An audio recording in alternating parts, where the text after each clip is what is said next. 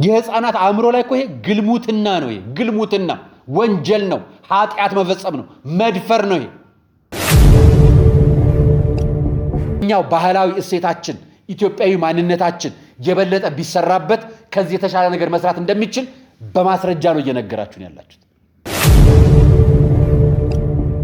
ዛሬ የመጡበት አግባብ በፍቅር አዲስ ወሰንጋላ እና ጠቋር መንፈስ እየዘራችብን ነው የሚለው የጴንጤ ቸርች ነው። የደሃ ሌባ ኪስ ነው የሚሰርቀው። የሀብታም ሌባ ሀገር ነው የሚዘርፈው። የደሃ ሌባ ይያዛል። የሀብታም ሌባ ጉቦ ይከፍላል፣ ታጣቂ ይቀጥራል፣ ሀገር ያሸብራል፣ ክልል ይመዘብራል። ያልተያዘ ሌባ እግዚአብሔር ያውቀዋል። የተያዘ ሌባን መንግስት ይቀጠዋል፣ አምላክ ይምረዋል። ይሄ ልጅ ህፃን ልጅ ተደፍሯል። በገዛ እንጀራ እናቱ ተደፍሯል። ያንተ እናት ብላ በገዛ እንደበቷ እንዲህ ታረገኝ ነበር ብላ ልጁን ደፍረዋለች። ሰላም ጤና ይስጥልኝ ውድ የአርያ ሚዲያ ቤተሰቦቻችን እንደምን አላችሁ? በያላችሁበት ሰዓት አቆጣጠር እንዳላችሁበት ሁኔታ ሰላማችሁ በዝት ይበል ማለት ፈልጋለሁ። ወንድም እህቶቼ፣ ታላቅ ታናሾቼ እንደየእድሜያችሁና እንደየክብራችሁ መጠን ሰላማችሁ ይብዛ። በቅድሚያ ለዛሬው ለቅዱስ ዮሐንስ ዓመታዊ ክብረ በዓል እንኳን አደረሳችሁ። በዓል እንዴት አለፈ? ከሀገር ውጭ ያላችሁ አዲስ ዓመት እንዴት አለፈላችሁ? ሀገር ውስጥ ያላችሁም ያው ውጭም ያላችሁ ኢትዮጵያውያን በሆኑ ኦርቶዶክሳውያን የገና በዓል እንዴት ነበር ያለፈው? ቆንጆ ነበር እናንተ ጋር? እግዚአብሔር ይመስገን። እዚህ በጣም ደህና ነን። እንደ ደብዳቤ ላድርገው አይደለም? እኛ ደህና ነን፣ ቤተሰቦቻችን ደህና ናቸው፣ የእናንተም ቤተሰቦች ደህና ናቸው እና ከክፉ ነገር በሙሉ ይጠብቀን፣ ክፉን ያሻግረን። ሰሞኑን ጠፍቻለሁ አይደለም? እቺ ከበዓል ጋር ተያይዛ በግል የሆነች ጉዳይ ነበረችኝ። በዛች ገጠመኝ አልነበርኩም እና አሳውቃችኋለሁ፣ ነግራችኋለሁ። ሰሞኑን የተያዙ መረጃዎች አሉ። ከሱ ጋር እየይዤ የማቀርብላችሁ ጉዳይ አለኝ። አልተኛንም። ያው ከቤተ ክርስቲያን ጎን እንቆማለን፣ ከሀገራችን ጎን እንቆማለን፣ አንተኛም። ለማንኛውም የያዝናቸው አጀንዳዎች አሉ። አጀንዳዎቹ ሰፋ ሲሉ ደግሞ አምጥቼ ነግራችኋለሁ።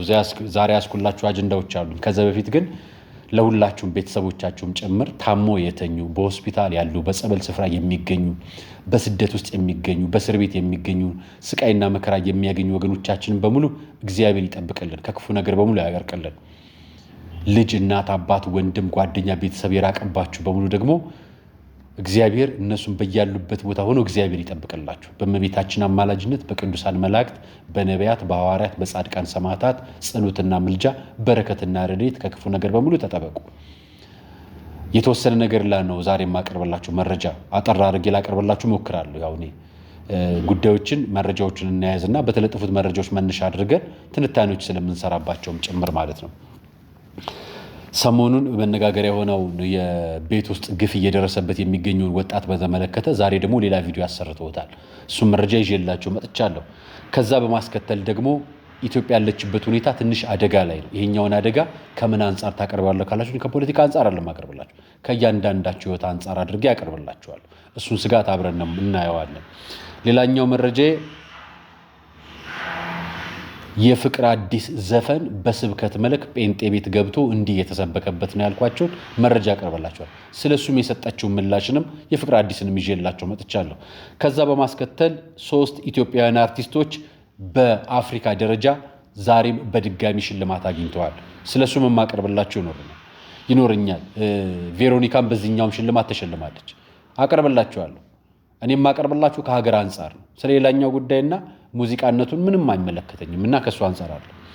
ሌላኛው መረጃ የድህነት የስብከት ፖለቲካ ዛሬም ብዙዎችን እያነጋገረ ይገኛል። ከዛ አንጻር የማቀርብላችሁ መረጃ ይሆነኛል። ያስደነገጠኝን ደግሞ የመንግስት መግለጫ አመጣላችኋለሁ። ኢንጂነሮቻችን ተምረው ለጭቃ ቤት ነው ስልጣናቸው። እሱንም አመጣላችሁ ይሆናል። ጥናታቸው ደርሶ አርያ መካሻን ፕሮግራሙን አዘጋጅቼ የማቀርብላችሁ ይህ ፕሮግራም አርያ ሚዲያ ነው። ይህን ሚዲያ ለብዙዎች እንዲደርስ ወቅታዊ መረጃዎችን፣ ማህበራዊ ጉዳዮችን፣ መንፈሳዊ ጉዳዮችን እንደየክብራቸውና እንደየደረጃቸው ጠብቀን ለመሄድ እንሞክራለን። የምንጠብቀው ማለት ነው።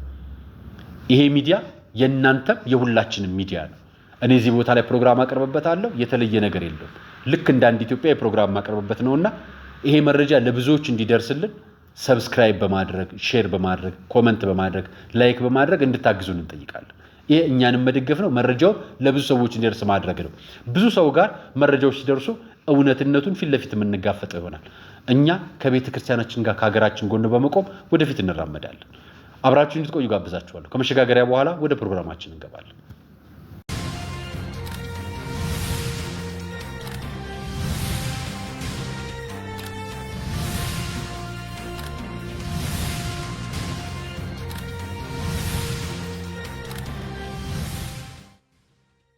የመጀመሪያው መረጃ ይሄን ቪዲዮ አሳይቻችሁ ልጀምር። የተገፋው ልጅ የብዙዎቻችሁ እናቶች የእንጀራ እናቶች ምልክት ነው።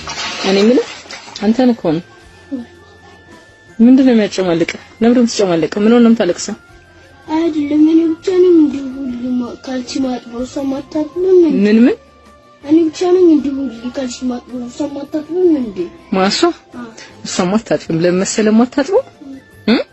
ለምን እንደማታጥብ ማወቅ ትፈልጋለህ? ለምን ማታጥበው? እኔ ልጅ እያለሁኝ እናቴ አንቺ ሴት ልጅ እያለች እኔን ነበር ስራ የምታሰራኝ። ከዛ ወንድሜ ደግሞ ልክ እንደዚህ እንደሷ ቆሞ ያያል። ስለዚህ አሁን አንተ ታጥባለህ፣ እሷ ቆማ ታያለች። የእሷንም ያንተንም አንተ ነው የምታጥበው። የኔ እኮ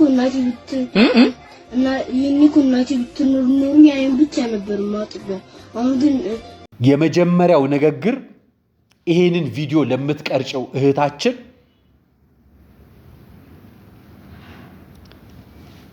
እጅግ በጣም ጸያፍ ወንጀል ነው። ይሄ ጸያፍ በልጆች ስነልቦና ላይ የሚሰራ ወንጀል ነው። ይሄ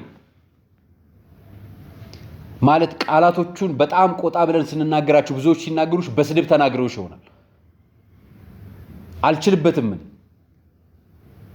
በጣም ነውር ነው። ሕፃን ልጅ ላይ አእምሮ ላይ የሚሰራ የድንቁርና መዝገብ ጌጥ ነው። ይሄ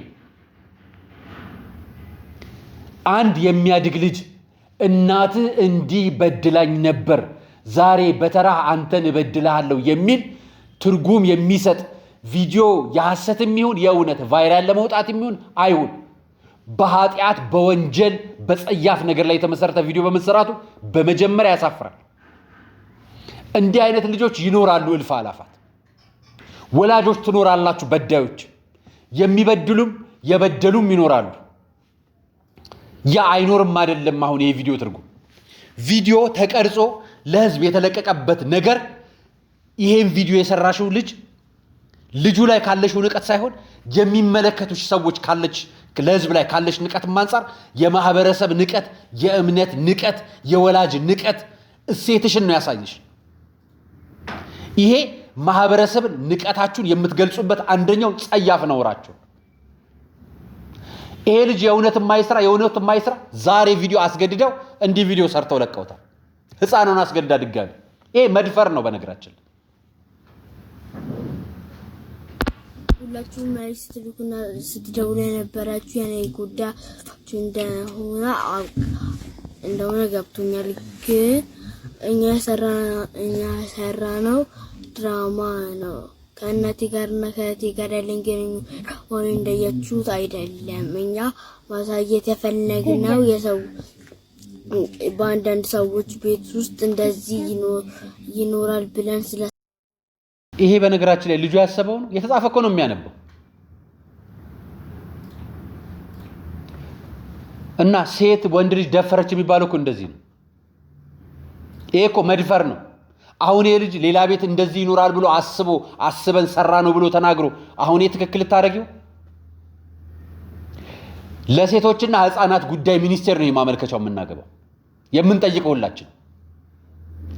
የሚዲያ ሞኒተሪንግ የምትሰሩ ሴቶችና ህፃናት ጉዳይ ላይ ሚዲያ ላይ የምትሰሩ የብሮድካስት ባለስልጣን ላይ የምትሰሩ በህፃናት ላይ ጉዳይ ላይ የምትሰሩ የሴቶችና ህፃናት ጉዳይ የአዲስ አበባ የክልል ተቋማት መሪዎችም ጭምር ቢሮአችሁ ይሄንን ነው መስራት ያለበት።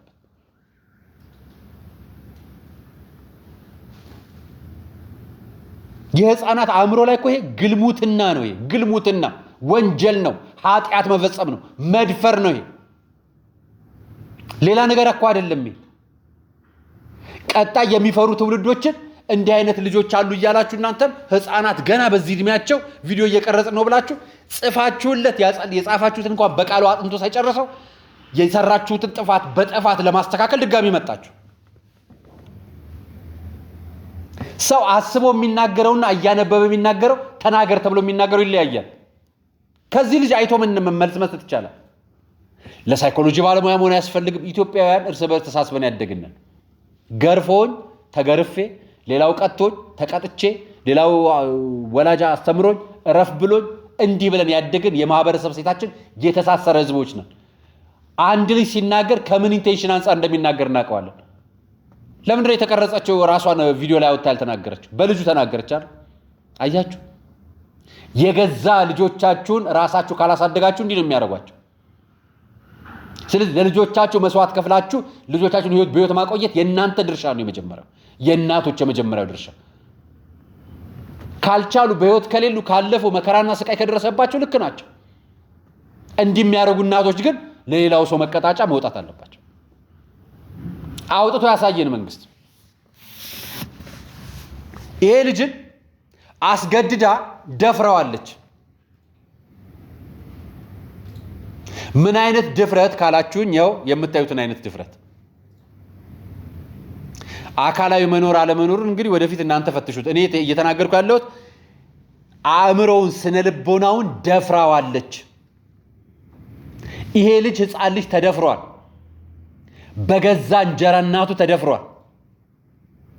ያንተ እናት ብላ በገዛ አንደበቷ እንዲህ ታረገኝ ነበር ብላ ልጁን ደፍረዋለች። በቪዲዮ ነው የተናገረችው። የሴቶች ህፃናት ጉዳይ ሚኒስቴር ድረሱለት ለእንደዚህ አይነት ህፃን ልጅ። ሌሎች ህፃናቶችን በዚህ ሁኔታ ይጠቃሉ፣ ድረሱለት። ሚዲያ ላይ መውጣቱ ራሱ በጣም ነውር ነውና መቀጣጫ አድርጋችሁ አሳዩ። ሌላኛው መልእክቴ ለኢትዮጵያውያን ነው፣ ለመላው ኢትዮጵያውያን። ሪፖርተር ሰሞኑን ያወጣው መረጃ ነው። over 80% of federal business license went dead in 2025 ማርኬት ኢንተለጀንስ ሪፖርት አድርጓል። 80% በፌዴራል ተቋማት ንግድ ፈቃድ ያወጡ ተቋማት በሙሉ በ25 ንግድ ፈቃዳቸውን ሰርዘዋል። ከንግድ ስርዓት ውጪ ወጥቷል። ይሄ ማለት እኮ የእድገት ውጤት አይደለም፣ የመውደቅ ውጤት ነው። ይሄ ማለት እኮ የምንገዛው ነገር በሙሉ በ20% ሰዎች የተወሰነብን ይሄዳል ማለት ነው። ኢኮኖሚውን እየገዙት ያሉት ጥቂት ሰዎች ናቸው ማለት ነው። ይሄ ማለት ነገ በእያንዳንዳችሁ ደሞዝ ላይ የመወሰን ስልጣን ያላችሁ ብዙሃኑ ነጋዴዎች ሳይሆኑ ጥቂት ግለሰቦች ይሆናሉ። የጥቂት ነጋዴዎች የ20% ነጋዴዎቹ ባሪያዎች ነን እኛ። በፈለጉበት መንገድ ይመነዝሩናል፣ በፈለጉበት መንገድ ይነግሩብናል፣ በፈለጉበት መንገድ ያንቀሳቅሱናል። መንግስት ራሱ እምቢ ቢል መንግስትን የመገዳደር አቅም አላቸው። እነዚህ ሰዎች 20% ናቸው።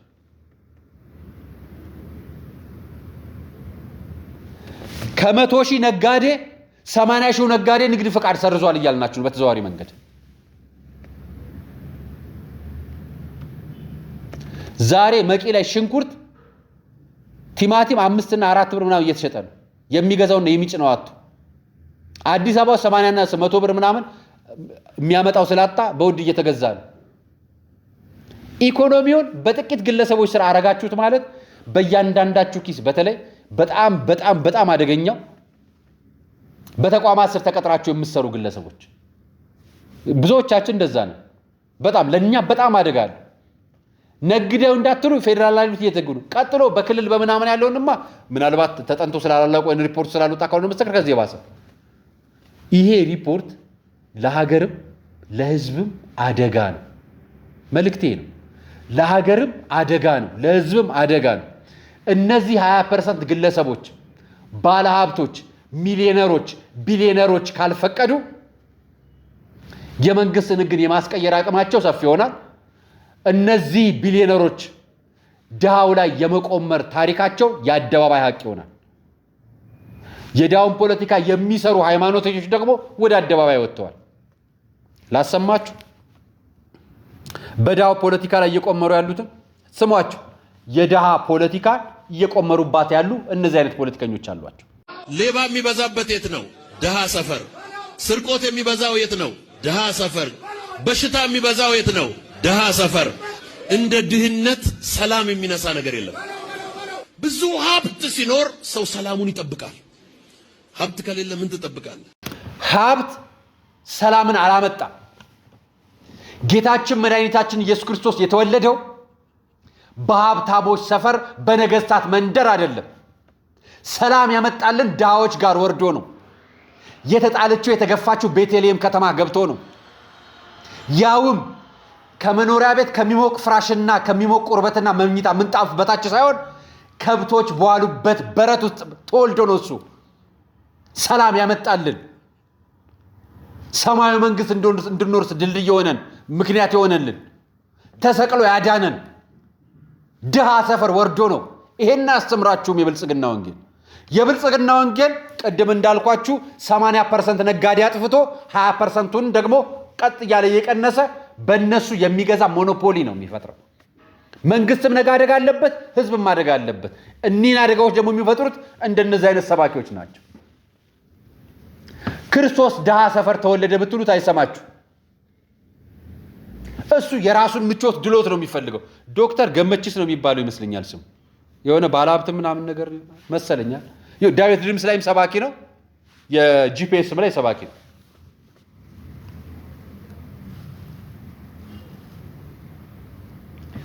ክርስቶስ ድሃ ይጠላል እንዴ? በነገራችሁ ላይ ሀብታችሁን ጥላችሁን ተከተሉ ነው የሚለው እሱ። የእናንተ ክርስቶስ የትኛው ነው? ክርስቶስ የሰማነው ሀብትን ጥለኝ ተከተለኛል። ሀብታሞች ወደ መንግስተ ሰማያት ለመግባት ይልቅ ግመል በመርፌ ቀዳዳ ቢሾልክ ይቀለዋል ያለን ክርስቶስ ነው። እናንተም ክርስቶስ እያላችሁ ነው እኮ በመድረክ ላይ ቆማችሁ የምትሰብኩት። የድሃ ሌባ ኪስ ነው የሚሰርቀው። የሀብታም ሌባ ሀገር ነው የሚዘርፈው። የድሃ ሌባ ይያዛል። የሀብታም ሌባ ጉቦ ይከፍላል፣ ታጣቂ ይቀጥራል፣ ሀገር ያሸብራል፣ ክልል ይመዘብራል። ያልተያዘ ሌባ እግዚአብሔር ያውቀዋል። የተያዘ ሌባን መንግስት ይቀጠዋል፣ አምላክ ይምረዋል። ድህነት ወንጀል አይደለም። ድህነት ጥፋት አይደለም። ድህነት ነቀርሳ አይደለም። ድህነት የሚባለው የአእምሮ ድህነት ነው። ልክ እንዲህ አይነት የአእምሮ ድህነት ሀብታም ስትሆኑ ሰላም ታገኛችሁ። እግዚአብሔርን ስታገኙ ነው ሰላም የምታገኙት። ሀብታም ሁሉ ጤናውን አግኝቶ አያውቅም፣ ሰላሙን አግኝቶ አያውቅም። ሁሌ ስጋት ላይ ነው። ሀብቱ ተዘረፈብኝ፣ ይሄን ሁሉ ጥየት የት ልሂድ ነው የሚለው። ሀብታም እድሜ ልኩን የሚኖር ይመስለዋል። ይሄ ሰባኪ የሚሰብከው ሰውዬ መድረክ ላይ ወጥቶ የተናገረው ስለ ሀብታም ነው፣ ስለ ክርስቶስ አይደለም የሰበካችሁ። ሀገር ግን ዓለም የምትድነው ህዝብ የሚድነው ግን በማን ነው? በክርስቶስ ነው የዳነው። በክርስቶስ መድረክ ላይ ቆሞ ዓለም ስለሚገዛበት የአጋንንት የገንዘብ መዘዋወሪያ የሚሰብካችሁ የቆመበት ቦታ ሳይሆን የሰበካችሁና ጭንቅላቱ ከቆመበት ቦታ ይለያልና እንዲህ አይነት ነገር ጠብቋቸው። የአእምሮ ድሃዎች የገንዘብ ሀብታሞች ናቸው። የእውቅና ማማ ላይ አለን የሚሉ በሙሉ ከእግዚአብሔር ፊት ያልተሰጣቸው ከሆነ ባዶ ነው እውቀታቸው። እውቀት፣ ጥበብ ምናምን በነገራችን ላይ ፈጣሪ ፊት ባዶ ናቸው። እኔ ይሄን ያህል ዶክተር ተብዬ ይሄን ያህል ፕሮፌሰር ተብዬ ስላላችሁ የምትድኑት ኃጢአት የላችሁ። ኃጢአታችሁን በአደባባይ ለፈጣሪ ነግራችሁ ለራሱ ነግራችሁ የምትነግሩበትን ደግሞ እድል ሰጥቷችኋል። ንስሐ አባት ካላችሁ ለንስሐ አባት ሰጥታችሁ ለፈጣሪ ፊት ነግራችሁ ንስሐችሁን ተቀብላችሁ በፍቅር በትህትና ሕፃን ሆናችሁ ካልተመላለሳችሁ በእግዚአብሔር ፊት ሀብታም ስለሆንክና ድሃ ስለሆንክ አይላችሁ አትገቡም በመንግስተ ሰማያት። አትወርሱም የእግዚአብሔር መንግስት። አትስበኩት፣ አታታሉት ህዝቡን። ድሃ ስለሆንክ እያላችሁት ዘራፊ፣ ወንጀለኛ፣ ወንበዴ አታርጉት። ወንበዴ የሚያርግ ስብክና ማለት ይሄ ነው። ይሄ ነው ነገ የምንፈራው ዛሬ በአደባባይ መድረክ ላይ መጥቶላችኋል። የምንፈራው የሀገር እድገት ብዙሃን ነጋዴ፣ ብዙሃን ህዝብን የሚያሳትፍ ብዙሃን የሚያንቀሳቅስ ካልሆነ እንፈራዋለን። ለምን? ነገ መንግስትን የሚገለብጥ ታጣቂ የሚያፈራው እንደነዚህ አይነት አካላት ናቸው። እንዲህ አይነት ናቸው እኮ የሆነ ክልል ላይ እኔን ይጠሉኛል፣ ብሔሬን ይጠላሉ፣ እንትን ሰፈሬን ይጠላሉ እያሉ ነገ ሰፈር የሚከፍቱት ልክ እንዲህ አይነት የፈለጉትን መርጠው የሚሰብኩት ናቸው። ልክ እንደነዚህ አይነቶቹ ማለት ናቸው። እነዚህ ይኑርበት አይኑርበት እናንተው ታውቃላችሁ። አንዱ ሰው ሲጠራ እኔ የሸዋ ሰው ስለሆንኩ ነው፣ እኔ ኦሮሞ ስለሆንኩ ነው፣ እኔ አማራ ስለሆንኩ ነው፣ እኔ ትግሬ ስለሆንኩ ነው፣ እኔ አፋር ስለሆንኩ ነው የሚላችሁ መጀመሪያ የተጠለለው ነገር በእውነትና በሐቅ ላይ ስላልቆመ ነው። መዳን በእግዚአብሔር ነው የሚዳነው። ሰላም የሚገኘው በእግዚአብሔር ብቻ ነው። ከእግዚአብሔር ውጭ ሰላም የለም። እውነት ነግራችኋል። እውነት ሚሊዮን ብር ልትደረድሩ ትችላላችሁ፣ ጤና የላችሁ። ለመዳን የፈለጋችሁበት ሆስፒታል ትመላለሱ ትችላላችሁ። ከጸበልና ከእግዚአብሔር ስጋና ወደሙ በላይ አይበልጥም። ገንዘብ ብትከምሩት እዚህ ላይ የምታዩት ማብለጭለጭ ጌጥ ነው የሚሆናችሁ። እኔ ያስኩትን ካሜራ ቢገዛልኝ ነው፣ ያስኩትን ታብሌት ቢቀይርልኝ ነው ሰማይ መንግስት አያወርሰኝ። ስሙት ደግሞ ምንም የምትጠብቀው ነገር የለም። ምንም በር የሚያዘጋ ጉዳይ የለም።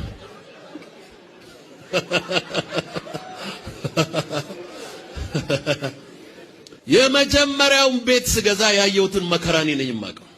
3.2 ሚሊዮን ብር መክፈል አቅቶኝ ምርር ብዬ እግዚአብሔር ሆይ ይሄን ብቻ እርዳኝ እንጂ ሁለተኛ ምንም አልገዛም አልኩት። ሁለተኛ እና ቤት ገዝተሃል እንዴ ሲለኝ አይ አልኩት። ቤቶች in the mighty name of Jesus hallelujah። ቤተ መንግስት አትገቡበትም። መሬት ላይ የገዛችሁትን ቤት በነገራችን ሰማይ አድርጉት በየለፉ ብዬ ነው። እና የአእምሮ ድሃቱን የአእምሮ ድሃ መድረክ ላይ ኪስ ውስጥ ስለነበረው ገንዘብ፣ ስለ ሀብቱ፣ ስለ ቁሱ ነው የሚነግራችሁ። አንድ ቤት ለመግዛት 3.2 ሚሊዮን ብር 6 ሚሊዮን ብር አወጣው። ኮቴል ለመግዛት እንዲያደረኩኝ እንትን ቦታ ሄጄ ተዝናናው፣ እንትን አይነት መኪና ገዛሁ፣ ነዳው። መንፈሳዊነት የለው፣ ምንም መንፈሳዊነት የለው። ድህነት መከራ ነው። ድህነት አይደለም ትልቁ መከራ፣ በድህነት ውስጥ ያለ ዝቃጭ አስተሳሰብ ነው መከራ። በሸሚዝ ውስጥ የተደበቀ ኮት ለብሶ የቆመ ባዶ አጋንንት ማለት ስለ ኃጢአት እየሰበከ ጽድቅን ጎዳናን በድህነት የሚመስልልን ነው። ሀብታም ተሆኖም እኮ ወደ ጽድቅ መንገድ መሄድ ይቻላል። ነገር ግን በእግዚአብሔር መንገድ ከተሄደ ብቻ ነው። እግዚአብሔር ግን ምን አለ? ሀብታችሁን ጥላችሁ ተከተሉኛል። ሀብታችሁን ጥላችሁ ተከተሉት። ይሄን መጽሐፍ ቅዱስ ክፍል ይሄ ግለሰብ አያውቀው። 15 ቤቶቹ ካንተ ይበልጡብኛል የሚል ነው የግለሰብ እናንተን ቆሞ ስለ እግዚአብሔር የሚሰብካችሁ። ይቅር ይበላችሁ፣ ቻሉት። እንግዲህ ወዳችሁ ገብታችሁበታልና ወደ ፍቅረ አዲስ ልገባላችሁ ነው። ፍቅረ አዲስ ነቃ ጥበብ አነጋጋሪ ነው። ይሄ ጉዳይ ከዚህ በፊት ስለ ዘፈኗ አንድ ምላሽ ሰጥታ ነበር ሰይፉ ፋንታውልኝ። መጀመሪያ የሐሙሱ ፈረስ በተባለ ጉዳይ ላይ የሰጠችው መልስ ላሰማችሁ ቀድሜ፣ ከዛን ቸርቹ ላይ የተነገረውን ደግሞ ነግራችኋለሁ። ዘሲምፕሰን ሁሉ ላይ ሳይቀር ታሪክ የሰራ ዘፈን አለሽ፣ ሳበለው የሐሙሱ ፈረስ። እሱ ዘፈናው እንዴት ነው የተሰራው? ከሱ ጀርባ ያለውስ ጉዳይ ምንድን ነው? እሱ ዘፈን ግጥሙ የሲራክ ታደሰ ነው፣ ዜማው ያቤ ነው፣ ዘፋኟ እኔ ነኝ። በቃ ይሄው ነው። ሲምፕሰን ሁሉ ሲራክ ታደሰ የወሎ ሰው ነው፣ ስላደገበት ስለኖረበት ነው የጻፈው። ዜማና ግጥም ተሰጠኝ፣ ዘፋኟ እኔ ነኝ፣ ዘፈኑ ደግሞ አሪፍ ሆነ እና በአጠቃላይ ግን ስለዚህ ዘፈን ሳውራ በጣም የሚገርመኝን ዘሲምፕሰን የሚሏቸው የፎክስ ሙቪ ላይ ያለው ነውና የሲምፕሰንን ተውት። የሐሙሱ ፈረስ ላይ የምታውቀው ነገር ሲራክ ታደሰ ገጣሚ ነው፣ አቤ ዜማ አቀናባሪ ነው፣ እሷ ዘፋኝ ነች። ከዚህ ውጭ የማውቀው ነገር የለም ማለት ነው። አብዬ ወዬ መጣላችሁ በጴንጤ ቤት ፍቅረ አዲስ ስትተነተን ፈረስ ሳበለው ምን ማለት ነው? ምን ማለት ነው? ዘፈን ነው። ገዝተውታል ብዙ ህዝቦች። ግን ምን ማለት ነው? ወሰንጋላ ይዳኝህ፣ ወሰንጋላ አምላክህ ይሁን ማለት ነው። ለዚህ ገና አጋልጣለሁ። ብዙ ነው የማጋልጠው። ቅዱሳን ሳበለው ሳይሆን እኛ የምናደርገው ማፈራረስ ነው። አሜን ነው። አሜን ነው። እንዲህ ያለ አጋንንታዊ ስራ አይሰራም። ማን ነው የሐሙሱ ፈረስ? ማን ነው ለሐሙስ ቡና የሚፈላለት? ማን ነው ወጣቶችን ዋጋ ቢስ የሚያደርግ? ጮክ በል። አሁን የሐሙሱ ፈረስ ማለት ማን ነው? ወሰንጋላ። ወሰንጋላ። ለዚህ ወሰንጋላን ሰው በዘፈን ገዝቶት ምን ይላል ይላል ማለት ነው። እሱን ሲናጥ ያው ተስቦ ይገባበታል።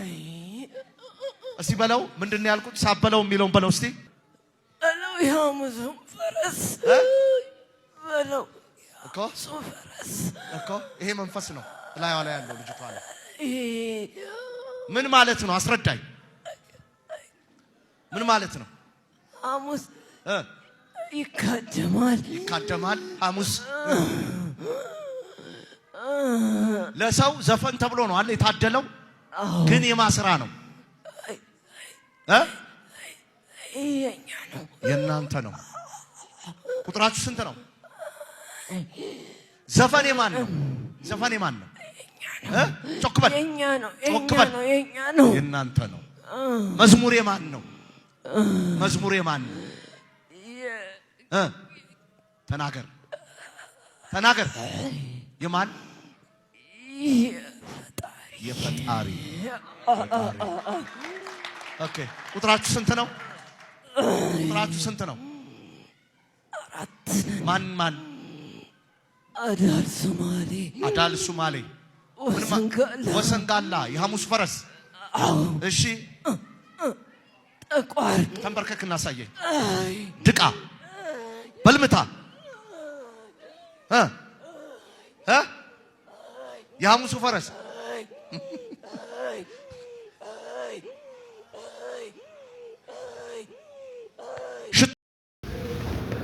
የፍቅር አዲስ የሐሙሱ ፈረስ ወሰንጋላ የሚባለው ጠቋር ምናምን የሚባለው መንፈስ ነውና የሚል ትንታኔ ማለት ነው። የሆነ አንድ እንትንም አለ ይመስለኛል ከዚህ ጋር ተነስቶ ሲነገርበት የነበረውና አይ ቲንክ ብዙ ሰዎች ወደ ተደማጭነት ለመምጣት ሲፈልጉ ታዋቂ ዘፈን ኖርማሊ ዘፈን በሙሉ ኃጢያት ነው። መጀመሪያ የማይካደው ሀቅ ዘፈን በሙሉ ኃጢያት ነው። የዘፈን ቅዱስ አለው ብዬ አልሰማው። መዝፈን ያስቀድሳል አልሰማው። የዘፈን ግጥም ያስቀድሳል አልሰማው። ጭፈራም ያስቀድሳል አልሰማው። መዝሙር እግዚአብሔር ማመስገኛ ነው። እግዚአብሔር የምናመሰግንበት ነው። ከዛ ውጭ ያለውን ነገር ዛሬ የመጡበት አግባብ በፍቅር አዲስ ወሰንጋላ እና ጠቋርን መንፈስ እየዘራችብን ነው የሚለው የጴንጤ ቸርች ነው። በትንታኔ ነው የሰራው።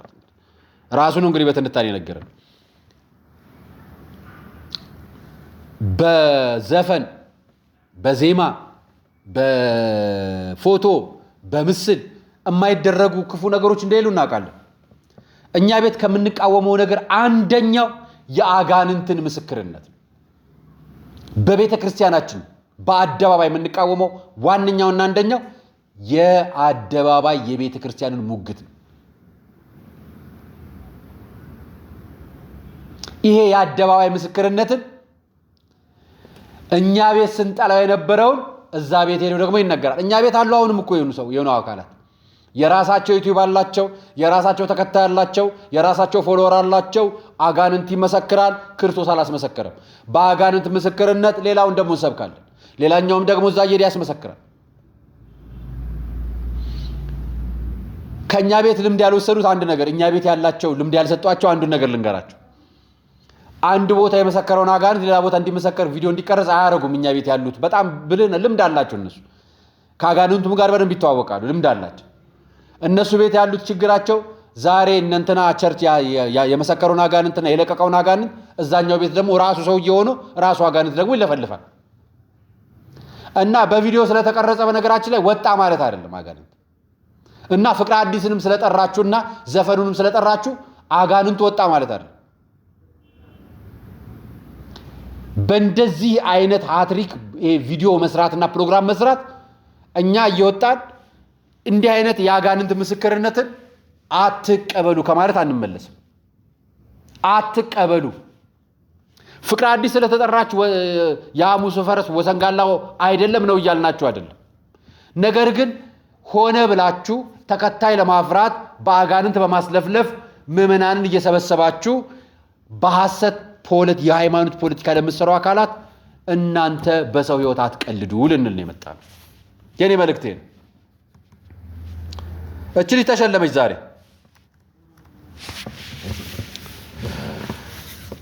ማነች? ድምፃዊት ቬሮኒካ አዳነ፣ ድምፃዊት ዊሃ፣ ሐዲስ ዓለማየሁ፣ ሀዲንቆ ከመሶብ ባንድ ተሸልመዋል። የት?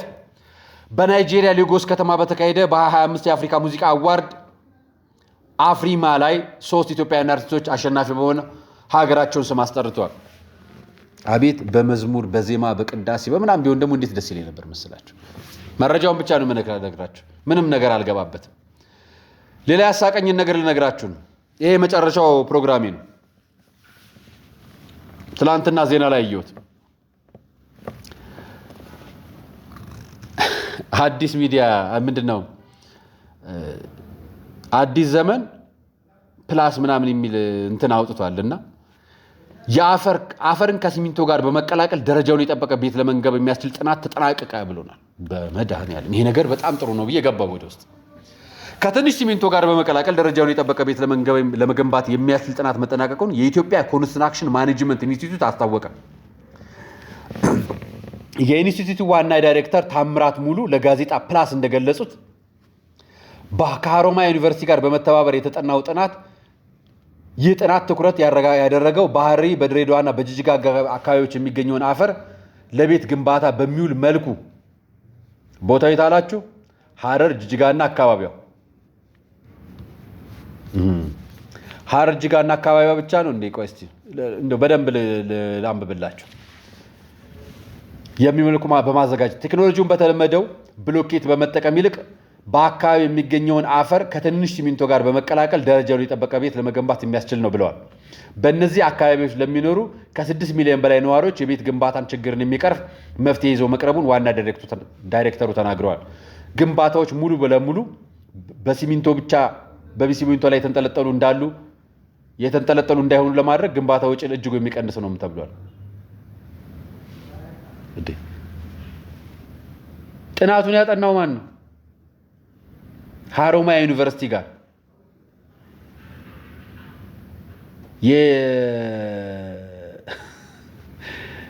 የኢትዮጵያ ኮንስትራክሽን ማኔጅመንት ኢንስቲትዩት የጭቃ ቤት ጥናት አጠና ማለት ነው። ሲሚንቶም እንዳይቀር ጭቃውም እንዲበዛ ባታጠኑስ ምንድነው? በአንድ ወቅት የሰማሁት አንድ ገበሬ ከተወለደበት ስፍራ አካባቢ ሄዶ አንድ አሳስጋሪ ካሳ ከሚያስገርበት ስፍራ ሄዶ ከተማ ሄዶ ተምሮ አድጎ ታዋቂ ሆኖ ዓለምን ዞሮ ፕሮፌሰር ሆኖ የተወለደበት ስፍራ ላይ በእርጅናው ሰዓት ላይ እዛ የተወለደበት ሰፈር መጣና ከባለቤቱ ጋር በአስጋሪው ጀልባ እየተጓዘ ጠየቀው። እንደው ይሄንን እየሰራ ነው የምትኖረው? አዎ። አልተማርክም? አልተማርኩም። በቃ ይሄ ነው የምትሰራው? ብትማር ኖር እኮ ለውጥ ታመጣ ነበር። ምን አረግ ነበር አለ። አይ ብትማር ፕሮፌሰር ትሆን ነበር፣ ዶክተር ትሆን ነበር። ከዛስ አለ ዶክተር ብትሆን ዓለምን ትዞር ነበር። እኔ አሁን ዓለምን ዞራለሁ። ከዛስ አለ እንደኔ ደግሞ የተወለድክበት ቦታ መጥተህ እንዲህ ትጎበኛለህ አለ። አሁንም እኮ እዛው ነው ያለሁት አለ። ይሄን ጥናት ልክ እንደዛ ነው ማለት የአንድ ኢንስቲትዩት ተቋም ቤት በጭቃ ቢገነባ ውጤታማ ነው ብሎ ከመግለጽ የተለየ የሚያሳፍር ነገር መስማት አልፈልግም። እኔ ያሳፍሩኛል። ባትነግሩንም እኮ በጭቃ ቤት ይሰራል። አሁን ስለምትነግሩን ሳይሆን ዋጋው ውድ ስለሆነ ስለማንችለው ከአቅማችን በላይ ስለሆነ ሐረር ብቻ አይደለም ሌሎች አካባቢዎች የቦሌ አፈር የሚባል አፈር አለን ኢትዮጵያ ውስጥ ከጥቁር አፈር በላይ እንደ ሲሚንቶ የሚያጣብቅ ለዓመታትና ለዘመናት የቆየ የኋላ ሄዳችሁ አጥኑ። ትግራይ ላይ ለብዙ 100 ሺህ ዓመታት የቆየ ለሺህ ዓመታቶች የቆየ የቤት ግንባታ ጭቃና ድንጋይን በማጣበቅ የኖሩ አባቶች አሉን እኮ።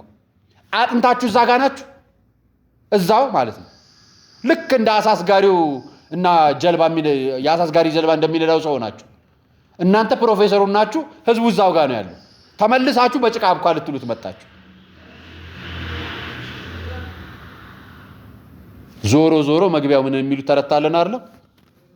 ተምረን እዛው ነን፣ ተናግረን እዛው ነን፣ አብኩተን እዛው ነን፣ ለጥፈን ደፍድፈን እዛው ነን። በቃ የኛ ገበሬ እንደሚበልጠን አምነን ካልተናገርን የኛው ባህላዊ እሴታችን ኢትዮጵያዊ ማንነታችን የበለጠ ቢሰራበት ከዚህ የተሻለ ነገር መስራት እንደሚችል በማስረጃ ነው እየነገራችሁን ያላችሁት፣ እያረጋገጣችሁን ያላችሁት። በራሳችሁ ቋንቋ ነው እየነገራችሁን ያላችሁት።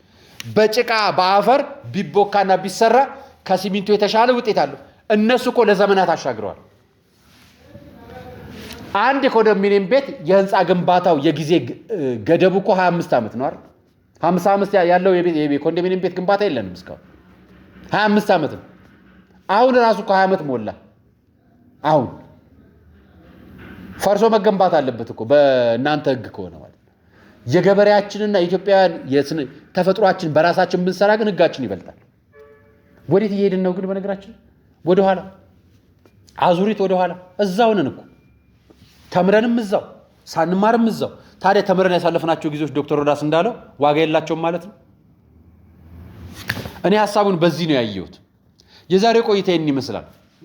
ገረፍ አድርጌ ከመጣሁበት አንጻር ልንገራችሁ ብዬ ነው። አርያ መካሻ ነበር ፕሮግራሙን አዘጋጅቼ ያቀርብኩላችሁ። ለነበረ ቆይታ አመሰግናለሁ። ሰናይ ቀን